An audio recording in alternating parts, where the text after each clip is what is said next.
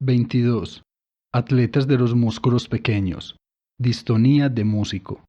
En 1997 recibí una carta de un joven violinista italiano, quien me relató que había comenzado a tocar el violín cuando tenía 6 años.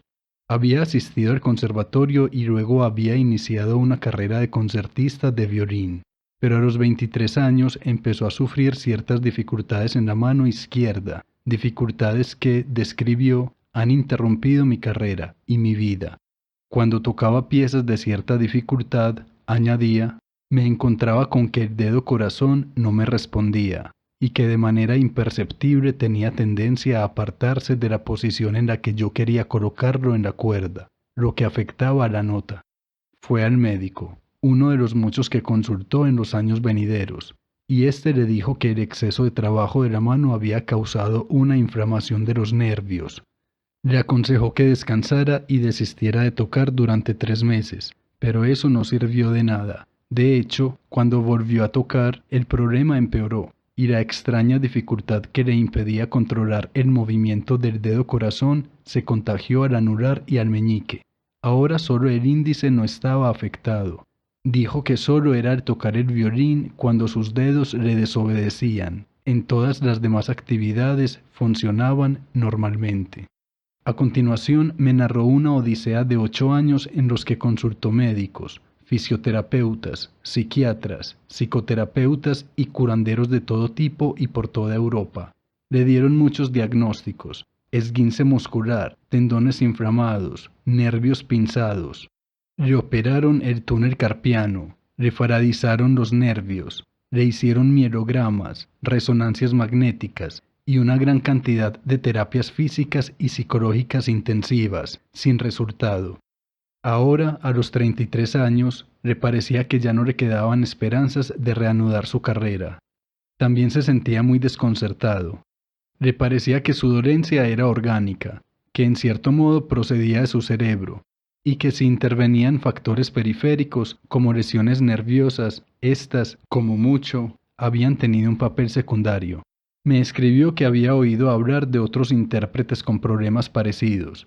Con casi todos ellos, un problema aparentemente trivial se había ido haciendo más grave, resistiendo todos los intentos de tratamiento y acabando con su carrera.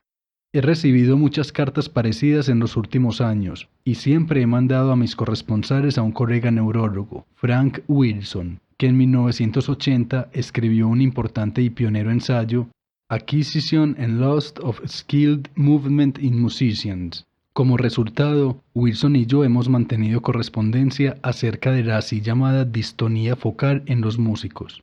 Los problemas que describía mi corresponsal italiano no eran, de hecho, nada nuevo. Esos problemas se han observado durante siglos, no solo en instrumentistas, sino en otras actividades que exigen movimientos rápidos y continuados de las manos o de otras partes del cuerpo, durante largos períodos. En 1833, Sir Charles Bell, el famoso anatomista, ofreció una detallada descripción de los problemas que podían afectar a las manos de las personas que escribían de manera incesante, como los escribientes de las oficinas del gobierno. Posteriormente lo denominó parálisis del escribiente, aunque ya era algo conocido entre los escritores, que lo llamaban calambre del escritor. Gowers, en su manual de enfermedades del sistema nervioso de 1888, dedicaba 20 apretadas páginas a comentar el calambre del escritor y otras neurosis ocupacionales. El término genérico adoptado para un grupo de enfermedades en las que ciertos síntomas son excitados por el intento de llevar a cabo alguna acción muscular repetida a menudo, que comúnmente tiene que ver con la ocupación del que la padece. Entre los escribientes que padecen el calambre del escritor, dijo Gowers, abundan los escribientes de los abogados en una proporción desmesurada. Esto se debe sin duda a la manera de escribir agarrotada que es común en ellos. Por otro lado, el calambre del escritor es prácticamente desconocido entre aquellos que escriben más y bajo más presión que ningún otro tipo de taquígrafos. Gowers lo atribuye a que utilizan un estilo de escritura muy suelto, generalmente desde el hombro, que también adoptan cuando practican la escritura normal. Gowers hablaba de los susceptibles que eran pianistas y violinistas a sus neurosis ocupacionales. Otras ocupaciones que provocaban neurosis eran las de los pintores, arpistas, fabricantes de flores artificiales, torneros, relojeros, tejedores, grabadores, albañiles, compositores, esmaltadores, los que trabajaban en fábricas de cigarrillos, zapateros, lecheros, contadores de dinero y citaristas. Un auténtico inventario de ocupaciones victorianas. Gowers no consideraba que estos problemas relacionados con tareas específicas fueran benignos. La enfermedad, cuando ya está desarrollada, es tal que el pronóstico es siempre incierto y a menudo poco favorable.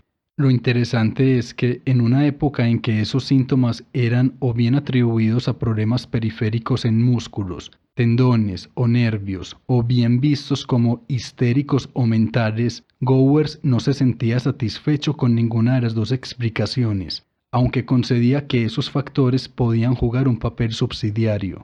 Insistía, por el contrario, en que esas neurosis cerebrales se originaban en el cerebro. Una de las razones por las que lo pensaba era el hecho de que, aunque podían estar afectadas diferentes partes del cuerpo, todas las ocupaciones que la provocaban implicaban movimientos rápidos y repetitivos de músculos pequeños.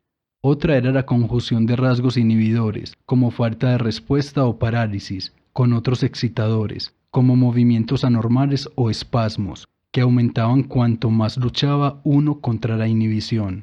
Estas consideraciones inclinaron a Gowers a ver las neurosis ocupacionales como trastornos del control motor en el cerebro, trastornos que, según él, podían afectar al córtex motor. En esa época se desconocían las funciones de los ganglios basales. Una vez aparecían las neurosis ocupacionales, pocas eran las probabilidades de seguir con la misma ocupación o profesión. Pero, a pesar de la naturaleza misteriosa y las consecuencias inmovilizadoras de esta dolencia, se le prestó poca atención médica durante casi un siglo, aunque en el mundo de la interpretación musical se sabía perfectamente que esta terrible dolencia podía afectar a cualquiera. Quizá uno de cada 100 músicos quedaría afectado en algún momento de su carrera. Imperaba una reserva, incluso un secretismo, natural. Reconocer un calambre relacionado con tu profesión era casi un suicidio profesional. Se entendía que entonces uno debía abandonar la interpretación y hacerse profesor, director, quizá compositor.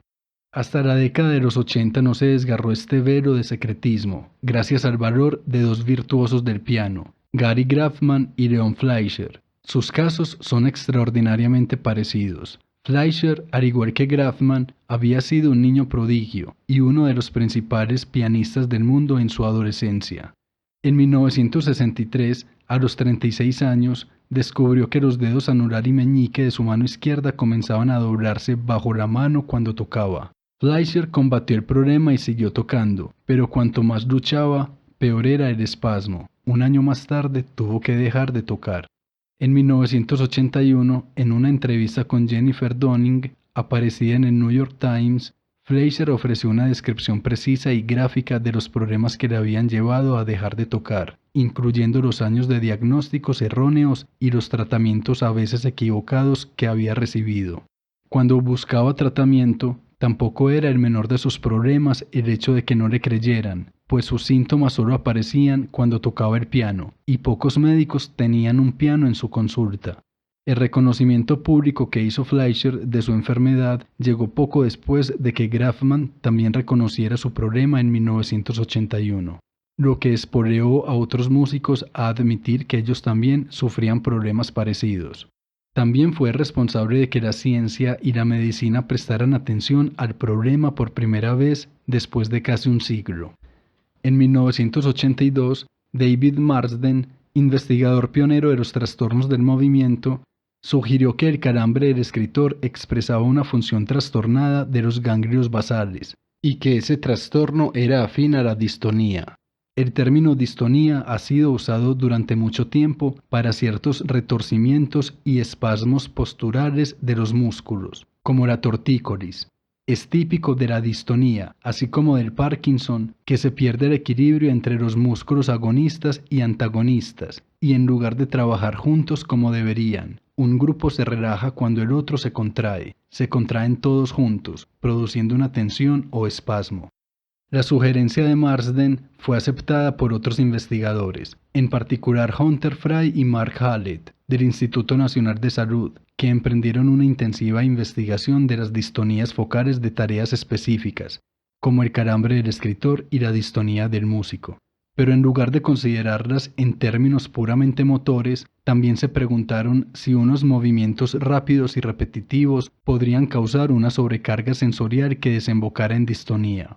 Al mismo tiempo, Frank Wilson, que desde siempre había estado fascinado por la velocidad y destreza de las manos de los pianistas y los percances distónicos que podían ocurrirles, se puso a considerar, en términos generales, los sistemas de control que tendrían que estar en la base de la interpretación repetida y automática de secuencias intrincadas y muy rápidas de movimientos pequeños y precisos de los dedos, con la actividad de músculos agonistas y antagonistas en perfecto equilibrio recíproco. Dicho sistema, que implica la coordinación de muchas estructuras cerebrales, el córtex sensorial y motor, los núcleos talámicos, los ganglios basales, el cerebelo, operaría, argumentó, a plena capacidad funcional, o casi. El músico en plena actividad, escribió en 1988, es un milagro operativo, aunque un milagro con vulnerabilidades especiales y a veces impredecibles. Allá por los años 90, existían las herramientas para explorar de manera minuciosa esta cuestión, y la primera sorpresa, dado que la distonía focal parecía ser un problema motor, fue descubrir que las perturbaciones corticales del sistema sensorial eran, de hecho, de crucial importancia. El grupo de Hallett descubrió que la representación de las manos distónicas en el córtex sensorial estaba desorganizada tanto funcional como anatómicamente. Estos cambios en la representación eran mayores para los dedos que estaban más afectados. Con la aparición de la distonía, las representaciones sensoriales de los dedos afectados parecían agrandarse excesivamente, y luego solaparse y fundirse, para desdiferenciarse. Esto conducía a un deterioro de la discriminación sensorial y a una potencial pérdida de control, que el intérprete, por lo general, combatía practicando y concentrándose más, o tocando con más fuerza. Se desarrollaba un círculo vicioso, un input sensorial anormal y un output motor anormal que se exacerbaban mutuamente. Otros investigadores encontraron cambios en los ganglios basales, que, con el córtex motor y sensorial, constituyen un circuito esencial para el control del movimiento. Estos cambios estaban causados por la distonía o eran, de hecho, primarios, predisponiendo al problema a ciertos individuos susceptibles. El hecho de que el córtex sensitivo-motor de los pacientes distónicos también mostrara cambios en el lado normal sugería que se trataba de cambios ciertamente primarios, y que probablemente había una predisposición genética a la distonía, que podía hacerse aparente solo después de años de movimientos rápidos y repetitivos en grupos de músculos adyacentes. Wilson ha señalado que, además de la vulnerabilidad genética, podría haber importantes consideraciones biomédicas, la forma de las manos del pianista y su manera de colocarlas. Por ejemplo, podría influir a la hora de determinar si, tras años de práctica e interpretación intensos, sufre una distonía. El hecho de que parecidas anormalidades corticales puedan inducirse experimentalmente en monos ha permitido a Michael Merzenich y sus colegas de San Francisco explorar un modelo animal de distonía focal y demostrar las retroalimentaciones anormales del bucle sensorial y los fallos motores que, una vez iniciados, empeoran de manera incesante. La plasticidad cortical que permite que se desarrolle la distonía focal podía utilizarse para invertirla. Victor Candia y sus colegas de Alemania han utilizado la reeducación sensorial para rediferenciar las representaciones de los dedos degradadas. Aunque la inversión de tiempo y esfuerzo es considerable y el éxito no está asegurado, han demostrado que, en algunos casos, esta reafinación sensitivo-motora puede restaurar la relativa normalidad del movimiento del dedo y su representación en el córtex. La génesis de una distonía focal implica una suerte de perverso aprendizaje, y una vez las representaciones del córtex sensorial cometen un error, Hace falta una tremenda actividad de desaprendizaje si se quiere llevar a cabo un reaprendizaje más saludable. Y desaprender, como saben todos los profesores y entrenadores, es muy difícil y a veces imposible.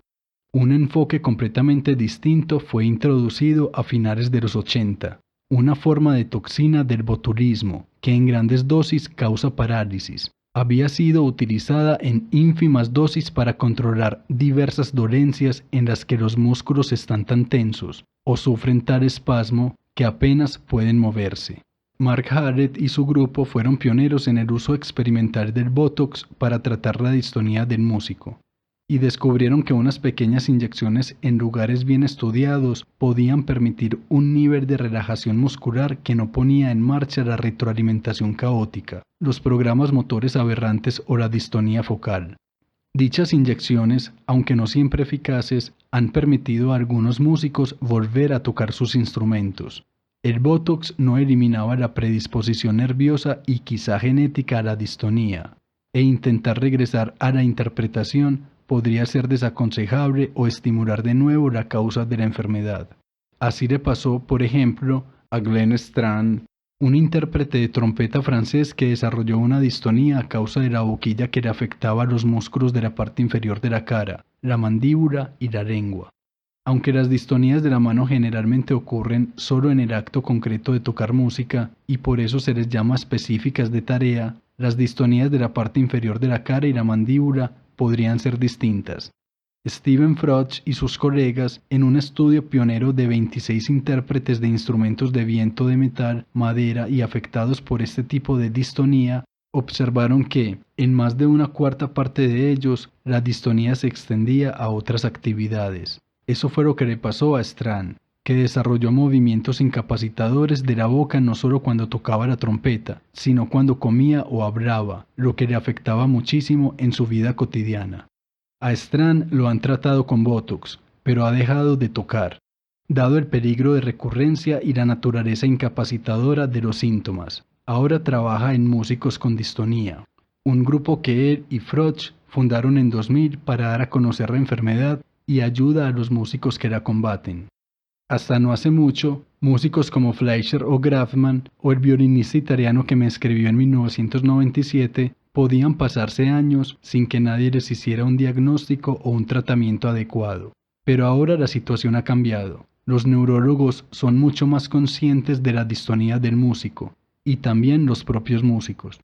Hace poco, Leon Fleischer vino a pasar unos días en mi casa antes de dar un concierto en el Carnegie Hall. Me contó cómo le había aparecido la distonía.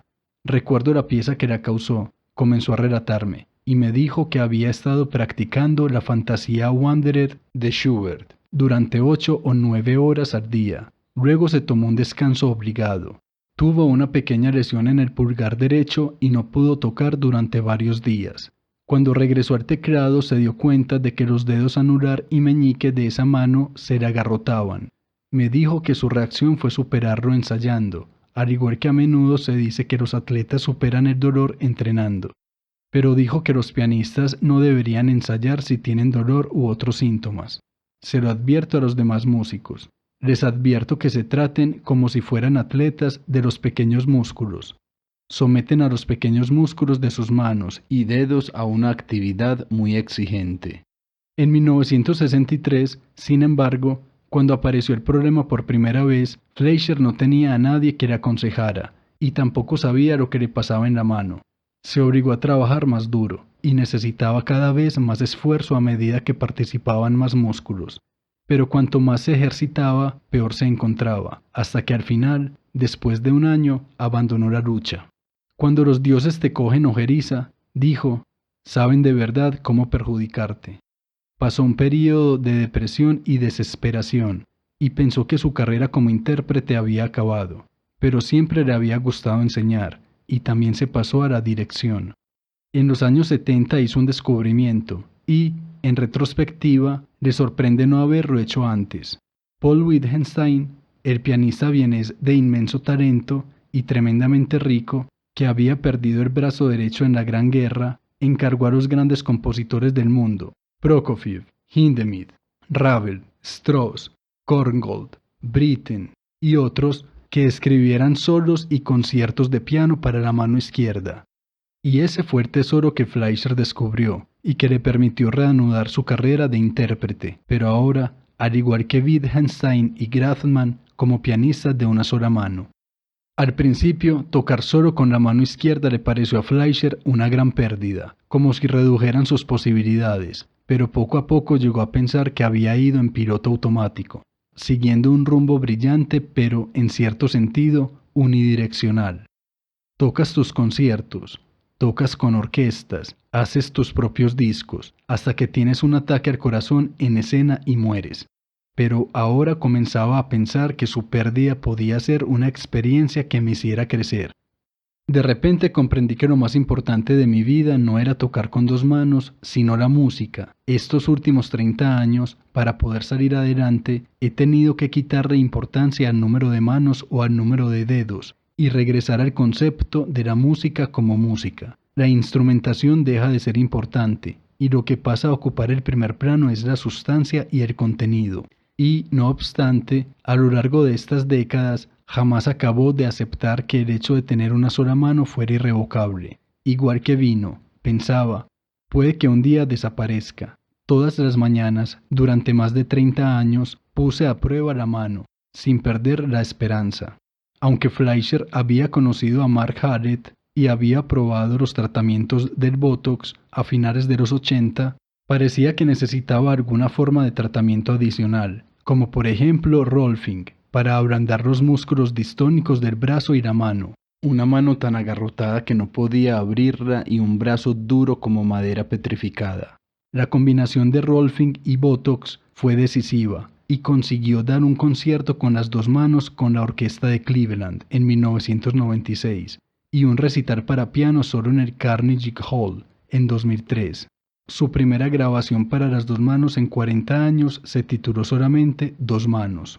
Los tratamientos con Botox no siempre funcionan. Hay que calibrar minuciosamente la dosis o debilita demasiado los músculos y hay que repetirla cada par de meses.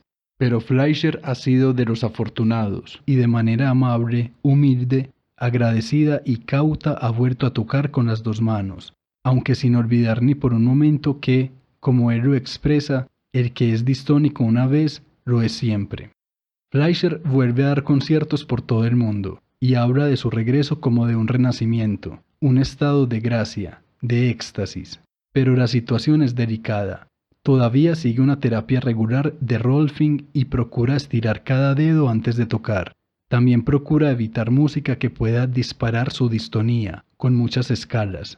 También, de vez en cuando, redistribuye parte del material, tal como él lo expresa, modificando la digitación, desplazando lo que podría ser demasiado complicado para la mano derecha a la mano izquierda. Al final de nuestra charla, Fleischer accedió a tocar algo en mi piano, un hermoso piano de Cora Bechstein, de 1894, con el que yo había crecido, pues era el piano de mi padre. Fleischer se sentó al piano y estiró cada dedo con esmero, con cariño, y luego, con los brazos y las manos casi planos, comenzó a tocar. Interpretó una transcripción para piano de la cantata 208 de Bach, el fragmento conocido como Que el Cordero pueda pacer tranquilo, transcrita para piano por Egon Petri. Me dije que, en sus 112 años, ese piano nunca había sido tocado por un maestro como ese. Tuve la sensación de que Fleischer había captado el carácter del piano y quizás sus idiosincrasias a los pocos segundos, y que había adaptado su manera de tocar al instrumento para extraerle todo su potencial, su singularidad.